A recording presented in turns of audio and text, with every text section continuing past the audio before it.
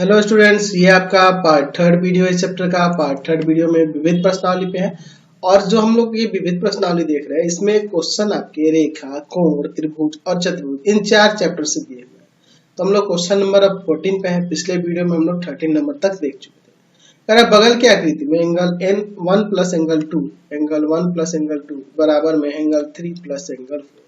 तो सिद्ध करें कि POQ जो है ना, यह POQ, ये जो देख रहे हैं POQ, यह एक सरल रेखा है। चलिए हम लोग इसको अब साबित करते हैं। दिया है चित्र में क्या दिया हुआ है कि एंगल 1 प्लस एंगल 2 बराबर में एंगल 3 प्लस एंगल 4। तो सिद्ध करना है क्या करना है कि POQ एक सरल रेखा है, इसे हमें साबित करना है। चलिए अब इसका प्रमाण दें। अभी हमने पिछला क्वेश्चन जो देखा था पिछले वीडियो में 13 नंबर, तो हमने देखा था कि एक बिंदु जो होता है ना, उसके चारों तरफ जो कोण बनता है वह 360 डिग्री का होता है। तो यहाँ angle POS plus angle QOS plus angle यहाँ पे हो जाएगा QOR और प्लस एंगल POR बराबर में 360 डिग्री। तो POS यानी एंगल 3, ठीक है, और यहाँ QOS का मतलब हुआ यहाँ पे एंगल 4, इसका मतलब हुआ एंगल 1, और इसका POR का मतलब हुआ एंगल 2 बराबर में 360। तो मैं एक काम करता हूँ, एंगल 3 और 4 को हटाकर एंगल 1 और 2 लिख देता हूँ, क्योंकि दोनों तो बराबर ही है ना जी। प्लस में एंगल 1 प्लस एंगल 2 बराबर में 360। क्यों? क्योंकि यहाँ लिख देंगे कि चूंकि एंगल 1 प्लस एंगल 2 बराबर है एंगल 3 प्लस एंगल 4 के। चलिए 2 एंगल 1 और प्लस में 2 एंगल 2 बराबर में 360। यहाँ से 2 कॉमन कर लेते हैं, तो बचेगा अंदर एंगल 1 प्लस एंगल 2 बराबर में 360। 2 जाएगा इधर भाग में, तो एंगल 1 प्लस एंगल 2 जो आएगा वह 180 आ जाएगा। यह दो आसन्न कोणों का योग 180 डिग्री होने का मतलब हुआ कि ये आपका एक सरल रेखा है। इसलिए POQ एक सरल रेखा है। वैसे ये कैसे हुआ? रैखिक युग्म के प्रतिलोम से।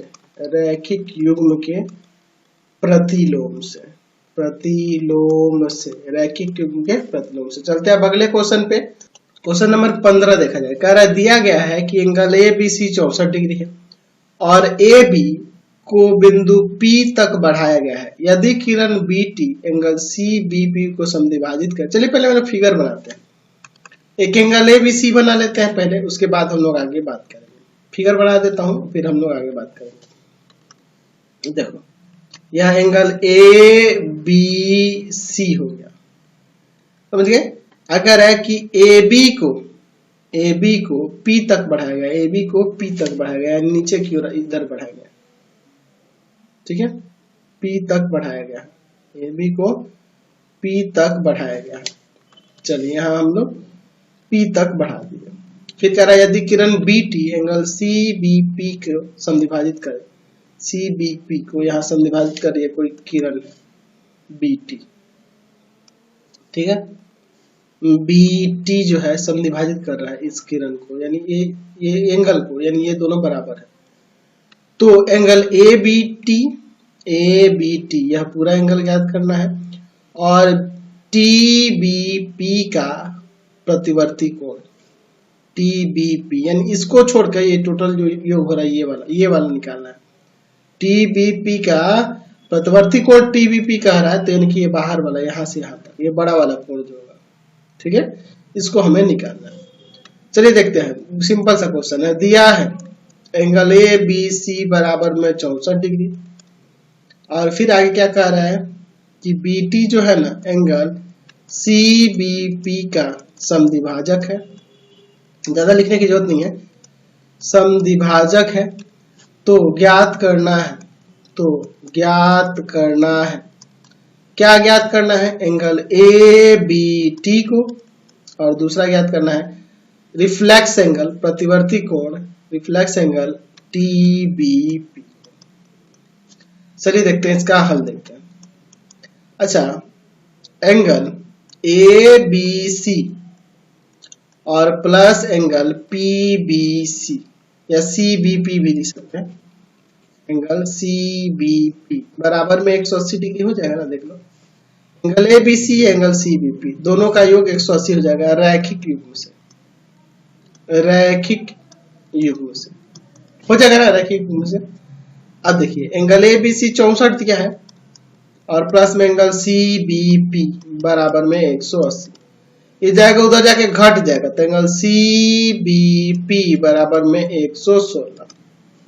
चलिए अब चूंकि कह रहा है कि ये बी टी जो है ना एंगल सी बी पी का समद्विभाजक है, समद्विभाजक है। जब इसका समद्विभाजक है तो यह दोनों कोण आपस में बराबर होंगे।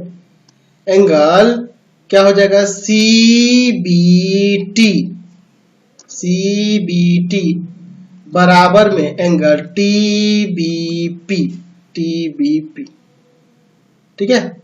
सी बी टी यह बराबर होगा किसके, टी बी पी के, और किसका आधा होगा तो 1/2 होगा एंगल सी बी पी का, सी बी पी का आधा हो जाएगा। और सी बी पी 116 निकाल चुके हैं, यहाँ रख दो 1/2 गुना में 116, यहाँ काट सकते हैं 58 बार में कट जाएगा।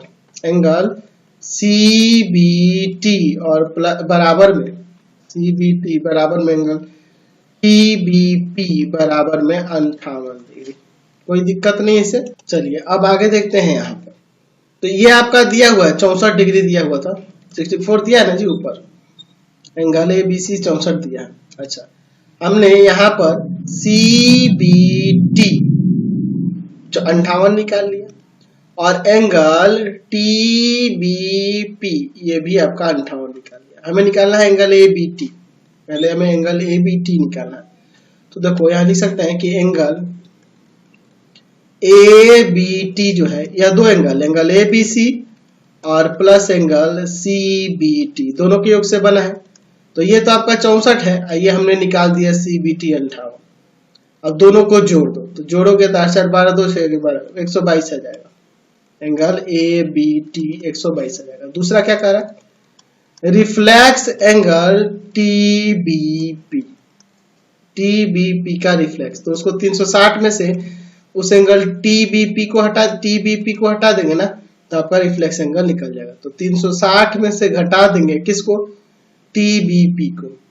कितना है यहाँ पे टी बी पी 58 है, यहाँ से 58 घट जाएगा, यहाँ से कितना जाएगा 302 डिग्री आ जाएगा, समझ गए।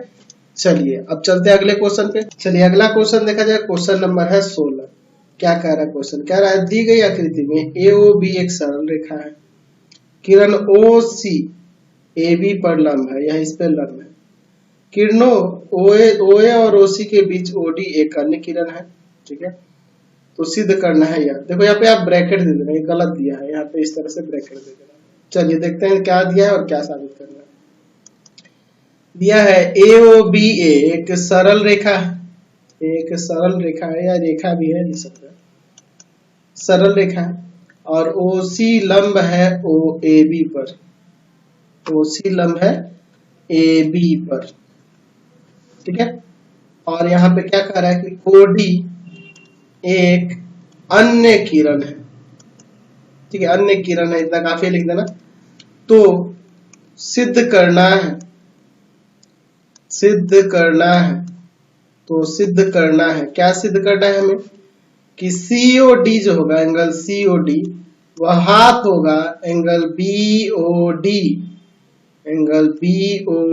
माइनस में एंगल AO। चलिए अब इसका हम लोग प्रमाण देखते हैं, बहुत ही सिंपल सा क्वेश्चन है। अच्छा, चूंकि आपके पास कह रहा है कि OC लंब है AB पर, यह दिया है, तो यहां से हम लोग लिख सकते हैं कि एंगल AOC बराबर में एंगल BOC, लिख सकते हैं ना, प्रत्येक 90 हो जाएगा, लंब है तो 90 हो जाएगा ना जी, प्रत्येक 90, ठीक है।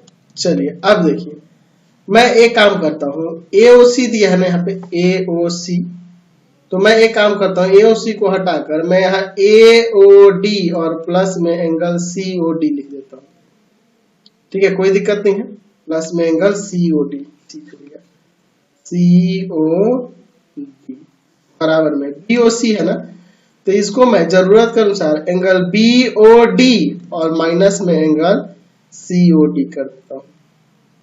देख लो BOD इस पूरे में से अगर यह COD घटेगा तो BOC आ जाएगा ना जी। चलिए आगे देखिए इसके बाद। अब देखो इसको इधर भेज देता हूं और इसको उधर भेज देता हूं, तो angle COD plus angle COD हो जाएगा और ये जाके उधर माइनस में हो जाएगा, एंगल BOD और माइनस में एंगल AOD। यह 2 एंगल COD हो जाएगा, 2 एंगल COD बराबर में एंगल BOD और माइनस में एंगल AOD। बस इस दो को भाग में भेज देंगे, हमारा प्रूफ हो जाएगा। ठीक है, तो एंगल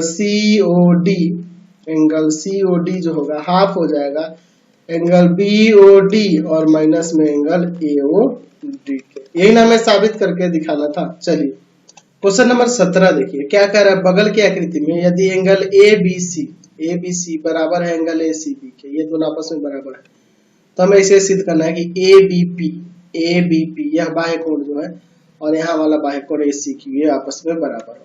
दिया है एंगल ABC बराबर है एंगल ACB के। ठीक है, तो सिद्ध करना है एंगल ABP बराबर हो जाएगा एंगल ACQ। चलिए अब इसका प्रमाण देखिए, बहुत ही सिंपल सा क्वेश्चन है। हमारे पास दिया है ना एंगल ABC बराबर है एंगल ACB के, यह हमारे पास दिया हुआ है। ठीक है, अच्छा यह जो दिया है इसमें हम लोग क्या देख रहे हैं, यह इस कोण के बराबर है। एंगल ABC को हम लिख सकते हैं 180 माइनस में एंगल ABP। अब सोचो कि सर ऐसा क्यों होगा, क्योंकि देखो ये दोनों रैखिक युग्म से 180 होंगे ना, तो अगर मैं 180 में से यह वाला एंगल घटा दूं तो यही ना आएगा। तो मैंने एंगल ABC हटाकर 180 माइनस एंगल ABP लिख दिया। इधर ACB में इसको ACB किसके बराबर हो जाएगा 180 माइनस एंगल ACQ, तो ये आपका कट जाएगा, दोनों तरफ माइनस है, माइनस हट जाएंगे, एंगल ABP बराबर में माइनस एंगल ACQ, ये ना जी एंगल AC, ये भी माइनस माइनस हट जाएगा, इसलिए एंगल ABP बराबर हो जाएगा एंगल ACQ के। ये हमने प्रमाणित करके दिखाया, सिंपल सा क्वेश्चन था। चलिए अब चलते हैं अगले क्वेश्चन में, नेक्स्ट क्वेश्चन देखते हैं। क्वेश्चन नंबर 18 देखिए। ठीक है, 18 नंबर में कह रहा है बगल की आकृति में PQ और RS बिंदु O पर प्रतिच्छेद करते हैं। PQ और RS O पर प्रतिच्छेद करते हैं। यदि एंगल POR और QOT बराबर में 70 डिग्री, POR और QOT बराबर में 70 डिग्री, इन दोनों का योग, और एंगल QOS 40 डिग्री है, तो हमें एंगल QOT, देखो QOT यह वाला कोण और दूसरा निकालना है ROT प्रतिवर्ती कोण, रिफ्लेक्स एंगल ROT का रिफ्लेक्स एंगल यानी कि यहां से लेके यहां तक ये कोण निकालना है। तो यह निकल जाएगा तो 360 में से घटा देंगे तो यह वाला कोण आ जाएगा। चलिए देखते हैं क्या दिया है और क्या ज्ञात करना है। दिया है PQ और RS एक दूसरे को O पर प्रतिच्छेद करते हैं। यह दिया है कि angle POR plus angle QOT बराबर में 70 डिग्री है, एंगल QOS बराबर में 40 डिग्री है। तो ज्ञात करना है क्या ज्ञात करना है हमें, तो यहाँ ज्ञात करना है हमें एंगल QOT क्या होगा और दूसरा रिफ्लेक्स एंगल, एंड लिख देते हैं रिफ्लेक्स एंगल ROT भी हमें ज्ञात करना है। इन दो कोणों को ज्ञात करना है। तो चलिए इसको ज्ञात करते हैं, बहुत ही सिंपल सा क्वेश्चन है। चलिए क्वेश्चन को देखते हैं। चलो तो यहाँ पे हम लोग सबसे पहले देखते हैं, यह हमें इन दोनों का योग दिया है, तो यह कोण हमारे पास यहाँ पे देखिए क्या दिया हुआ है, एंगल QOS दिया है 40 डिग्री, तो यह 40 तो ये 40 हो जाएगा ना, यहाँ लिख सकते हैं कि एंगल POR, ठीक है, और प्लस में बराबर बराबर में एंगल QOS कैसे हो जाएगा? शीर्षाभिमुख कोण, शीर्षाभिमुख कोण, वर्टिकली अपोजिट एंगल से शीर्षाभिमुख कोण के कारण। ठीक है, तो एंगल POR आपका 40 डिग्री हो जाएगा। POR आपका 40 डिग्री हो जाएगा। यह आपका 40 डिग्री हो गया। तो यह जब 40 हो गया और इन दोनों का योग दिया है 70 डिग्री, चूंकि एंगल POR और प्लस में एंगल QOT बराबर में 70 डिग्री दिया है ना जी। चलिए, तो यह जब दिया हुआ है तो POR निकल ही गया 40, तो यहाँ रख देंगे तो QOT नहीं निकल जाएगा। QOT बराबर में 70। तो यहाँ से एंगल QOT जो होगा ये जाके उधर घटेगा तो कितना आ जाएगा? 30 डिग्री। यहाँ पे हमारा QOT आ गया 30 डिग्री। हमें अभी किसको निकालना है? रिफ्लेक्स एंगल ROT को। ROT, तो पहले ROT एंगल पता चल जाए तब ना हम लोग उसका रिफ्लेक्स एंगल निकालेंगे। चलिए देखते हैं। तो अभी हमने देखा कि यह 40 डिग्री हो गया, यह 30 डिग्री हो गया, तो ये तीसरा निकल नहीं जाएगा। एंगल POR प्लस में एंगल QOT और प्लस में एंगल क्या है जी? प्लस में एंगल ROT बराबर में कितना हो जाएगा? 180 डिग्री। एक रेखा के ऊपर एक कोण बने हुए हैं। ये आपका कितना है? 40 डिग्री है। यह कितना है आपका? 30 डिग्री है। हमें निकालना है एंगल ROT को। ये जाके उधर घट जाएंगे 70, ये दोनों जुड़ेगा तो उधर जाके घटा देंगे, तो एंगल ROT जो होगा 110 डिग्री आ जाएगा। तो ये आपका 110 डिग्री आ गया। हमें इसका रिफ्लेक्स एंगल निकालना है, रिफ्लेक्स एंगल ROT। ठीक है, ROT का ही ना रिफ्लेक्स एंगल निकालना है, तो 360 में से घटा लेंगे ROT को। एंगल ROT को 360 में से घटा लेंगे तो 360 में से घटा लीजिएगा कितना? 110 डिग्री। तो कितना आ जाएगा यहाँ पे? 250 आ जाएगा ना, 250 डिग्री आ जाएगा। चलिए अगला क्वेश्चन देखा जाए, क्वेश्चन नंबर 19। क्या कह रहा है? बगल की आकृति में रेखाएं AB और CD, AB और CD ओ पर एक दूसरे को प्रतिच्छेद कर रही है।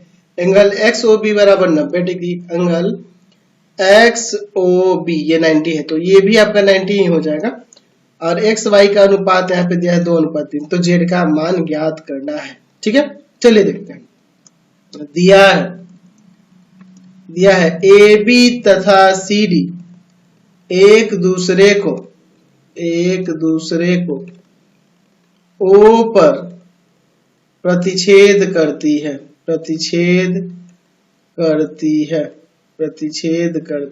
O पर प्रतिच्छेद करती है।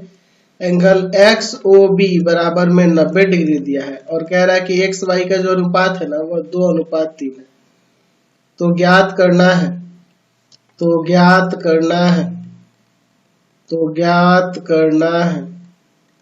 ज्ञात करना है? हमें Z का मान ज्ञात करना है। चलिए इसका हल देखते हैं।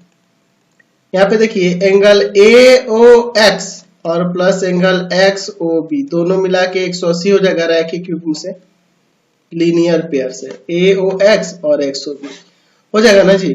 चलिए अब इसके बाद देखिए AOX की बात करें तो AOX में दो कोण है, या फिर पहले AOX देख लेते हैं। यहाँ पे एंगल AOX, XOB 90 है बराबर में 180, ये जाकर उधर घट जाएगा। यहाँ से एंगल AOX जो आएगा ना वह 90 आ जाएगा। AOX क्या आ जाएगा? 90 आ जाएगा। हम लोग यहाँ X और Y का अनुपात जो दिया है, ठीक है, तो यहाँ पे अब हम मान लेते हैं, माना X बराबर में 2K और Y बराबर में आपका 3K मान लेते हैं, कॉन्स्टेंट ले लिए। ठीक है, और चूंकि एंगल AOX बराबर में है 90 डिग्री, तो AOX दो कोणों से मिलकर बना है, एंगल AOC और प्लस एंगल COX से बराबर में 90 डिग्री। तो AOC की बात करें, यहाँ पे AOC की बात करें तो AOC आपका Y है और COX जो है आपका X है। ये Y है और ये X है, बराबर में 90 डिग्री। तो Y की जगह पे मैं यहाँ पे 3K और इसकी जगह पे 2K इक्वल टू 90।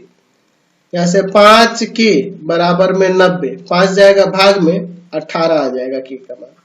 K का मान 18 आ गया, तो यहाँ से आपका Y क्या होगा? Y से हमें मतलब है सिर्फ, क्योंकि हमें Z ही ना निकालना है, तो ये सरल रेखा हो गई है मेरे पास। अगर Y निकल जाता है तो Z तो आसानी से निकल जाएगा। तो Y आपका 3K के बराबर है, यानी कि 3 गुना में 18, 54 आ जाएगा, 18 तिया 54 आ जाएगा। जब y आपका 54 आ गया तो यहाँ पे देख लो एंगल AOC और प्लस में एंगल AOD बराबर में 180 हो जाएगा रैखिक युग्म से, लीनियर पेयर से। ये AOC y है और ये z है, AOD बराबर में 180। y के जगह पे आपका 54 आ जाएगा प्लस z बराबर में 180।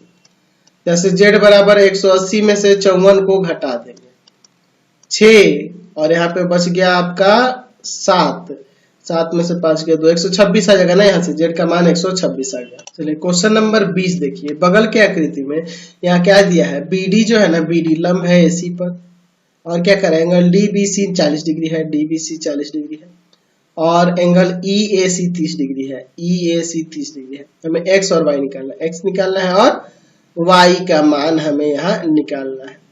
समझ रहे ना, x और y का मान निकालना है। तो x तो आसानी से निकल जाएगा, x हम लोग आसानी से निकाल सकते क्योंकि यहाँ पे हम लोग देख रहे हैं यह जो है आपका, यहाँ पे देखो, यहाँ देखो आपके पास पहले DBC यानी यह वाला कोण 40 दिया है, थोड़ा ये कोण बढ़ा दिया है, ये 40 ये वाला दिया है और EAC ये आपका 30 दिया है, यहाँ से यहीं तक ही। तो ये 40 है, ये 90 है, तो ये तीसरा निकल नहीं जाएगा जी, है ना। और ये जब निकल जाएगा तो इसका और इसका योग इसके बराबर होता है। चलिए देखते हैं, सिंपल सा क्वेश्चन है। दिया है BD लंब है AC पर, ठीक है, BD लंब है AC पर, थोड़ा अच्छा से लिख देता हूँ BD, ठीक है। BD लंब है AC पर, एंगल DBC बराबर में 40 डिग्री, एंगल EAC बराबर में 30 डिग्री, ठीक है। तो ज्ञात करना है,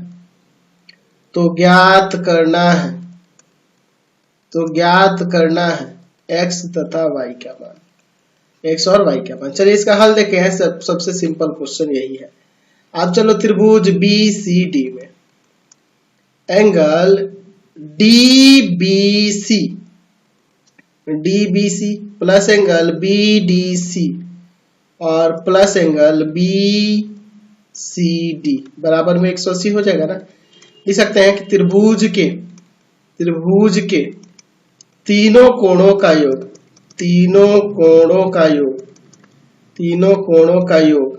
180 डिग्री होता है, 180 डिग्री होता है, ऐसे हम लोग लिख सकते हैं।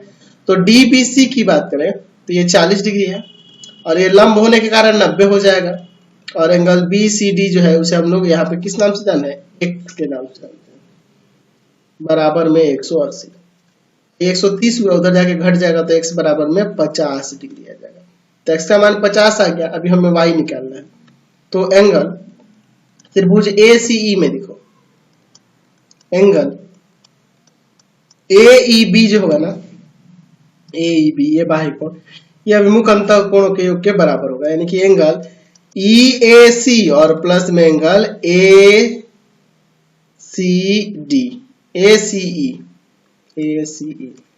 बाह्य कोण से, ठीक है, बाह्य कोण से। तो यह जो है यह आपका y है AEB और ये EAC जो है ना, EAC ये 30 डिग्री है और AEC अभी हमने 50 निकाला है, ये ना निकाला एक ही ना, AEC कहो या BCD कहो एक ही बात होगा, 50। तो यहाँ से आपका y कितना आ जाएगा, 80 डिग्री आ जाएगा, y का मान 80 डिग्री आ जाएगा। देख रहे हैं ना। तो ये सारे आपके जो आपने देखे शुरू में, आप देख रहे हो, आप जितने भी आपने रेखा वाला चैप्टर देखा और कोण वाला, रेखा और कोण से रिलेटेड ये सारे क्वेश्चन थे। अब इसके बाद जो क्वेश्चन शुरू होंगे ना वो त्रिभुज से शुरू होंगे, त्रिभुज के सर्वांग समता से। वैसे तो ये क्वेश्चन आपके त्रिभुज से ही रिलेटेड है, ठीक है, त्रिभुज चैप्टर का ही है, लेकिन अब जो क्वेश्चन शुरू होंगे त्रिभुज के सर्वांग समता से रिलेटेड है, तो उसको हम लोग अलग से देखेंगे, अगले वीडियो में देखेंगे। आपको हमारे 3 चैनल को सब्सक्राइब करना होगा। पहला है पाथफाइंडर क्लासेस छपरा, ठीक है। दूसरा है भारती भवन रविकांत सर,